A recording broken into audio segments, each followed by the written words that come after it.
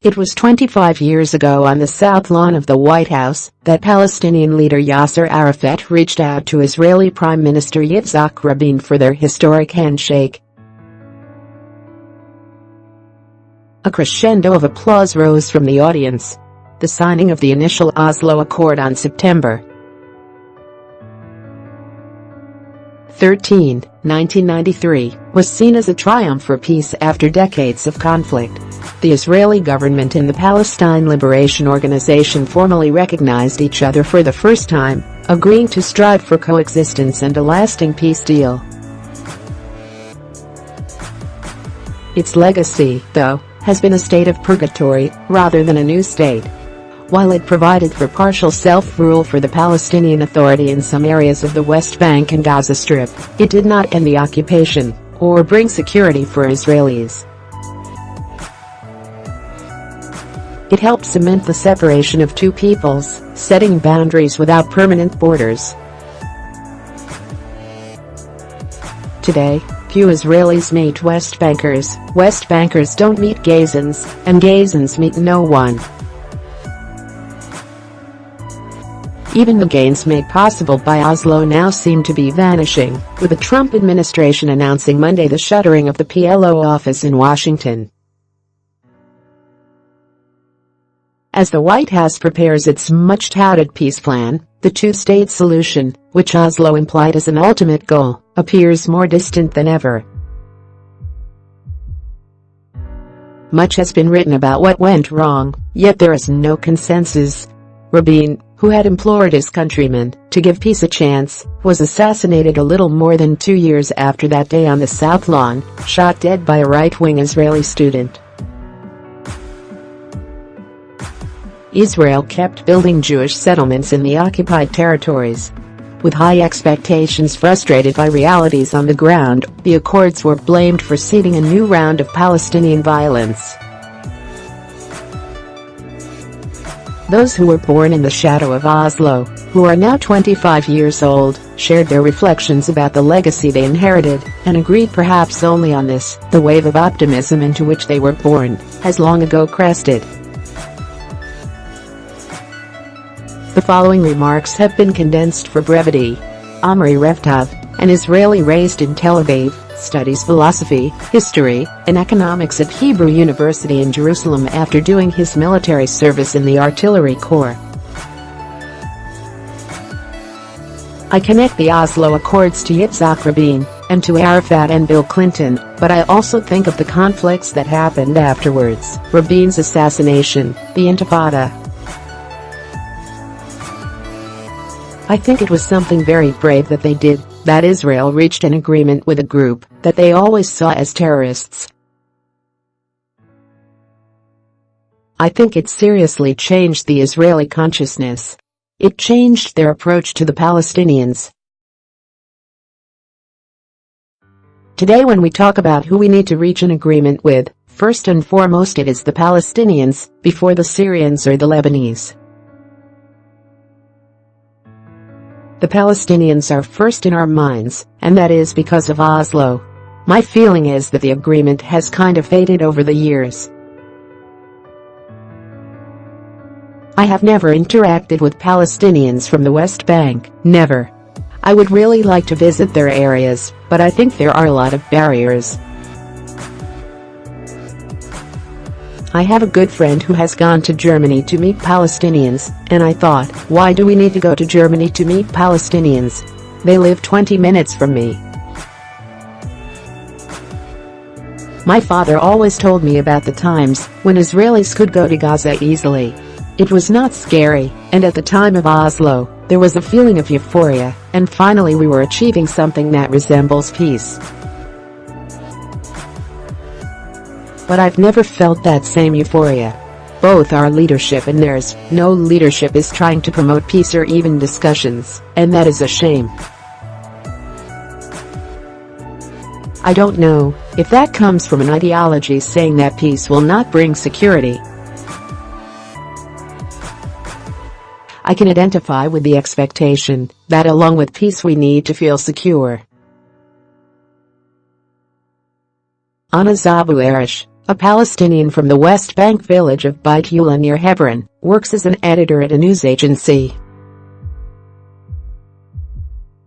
People expected Oslo to bring about some kind of positive change in the region, to get rid of Israeli military rule, and bring us an independent Palestinian state out from under occupation. But I believe people misunderstood the agreement and took it for something different than what it really is. I believe Oslo was an attempt to take the Palestinian revolution and resistance back to Palestine. The leadership saw there was no way to fully liberate Palestine in one shot, so they had this vision aiming to liberate Palestine in steps.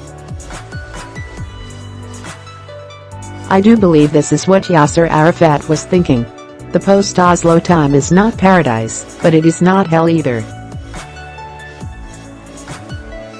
The only contact I have ever had with Israelis is the Israeli soldiers. The soldiers are always on the checkpoints, and if I want to move from one city to another in the West Bank, I will see soldiers on the way. Oslo helped in creating an entity for a future Palestinian state. It took the Palestinians from chaos and a lack of vision to a phase where they had Palestinian institutions. Now, at least we can talk about the shape of the future Palestinian state that we will build. Without defeating Zionism, peace can't exist in this region at all. I know it is a hard thing to say, but the only solution is the end of one of the two peoples. Either Zionism ends or the Palestinians end. There won't be any solution other than for the Zionists to go back to where they came from. Of course, they will refuse. Most Israelis my age grew up in a place called Israel, a different world from their parents, and of course, they won't agree to this. Yaeli and Nathan Dawik, an Israeli couple, were both raised in a West Bank settlement, and now live in another one, Kiryat Netivim, with 2 children. Yaeli is an administrative assistant at a pharmaceutical company, and Nathan manages a factory. Nathan, the truth is that we didn't really know much about the Oslo Accords, so we did a quick Google search. From what I understood, all it did was allow a Palestinian state to form and basically allow Israel to take its hands out of the area. Yaeli, I remember since I was very small, my mom blamed everything on Oslo. The Arabs are bad, the agreement is bad, nothing will happen from this process, and it was seen in a very bad light. Nathan, I do know Palestinians.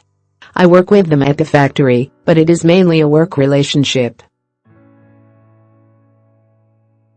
But still we are friends, you can say. Every time they have a holiday, they come back with sweets and stuff for us. Yaeli, they are very nice. We always say, if you have a puncture on a rainy night, only Arabs will stop to help you. Nathan, I do not go into their areas. There are many stories of Israelis with Palestinian friends who go into their areas and end up not coming out alive. Yaeli, I think that, if we want peace, then the idea of 2 separate states for the 2 people will not work. In order for us to be safe, we need to control it. Nathan, I think a lot of people want something to work, but it's like we all have our ankles too deep in this muddy water. On the one hand, the Israelis want their country. It is the land that we've been promised, and it belongs to us. We came back for it and we won it, and, on the other hand, there are other people here who want it too. We can't really divide something that 2 nations are connected to in that way. Left, the violence across Israel was set off when right-wing Israeli opposition leader Ariel Sharon, center, flanked by security guards, visited the Temple Mount on September 28, 2000. The contested site is sacred to both Jews and Muslims. Uriel Sinai Getty Images, right. Palestinians stand atop the biblical tomb of Joseph in the West Bank town of Nablus on October 7, 2000. Palestinian gunmen and civilians stormed the Israeli enclave amid days of clashes in the West Bank, the Gaza Strip and East Jerusalem. Leftist Bitarakis AP, Rabab al-Hajj, a Palestinian, lives in Gaza City, where she studied Arabic in college, and now works part-time in e-marketing. The Palestinian cause was sold out when the Oslo Accords were signed. Yasser Arafat signed them under pressure, despite the fact they didn't contain anything in favor of Palestinians. They're the reason for our miserable life now. They're the reason for the losses of all future generations. Our future is lost. People only think of immigration. Almost every house has someone who left for good. I have friends in the West Bank. We know each other online. We've never met. This is the dream. We always talk about our meeting, but I doubt it's going to happen. I traveled outside Gaza only once, when I was young, with my family to Egypt. My parents studied in Egypt, and we have many relatives there. Once I traveled with them. For the West Bank I applied many times for permission, but I never got it. Everything was a fake.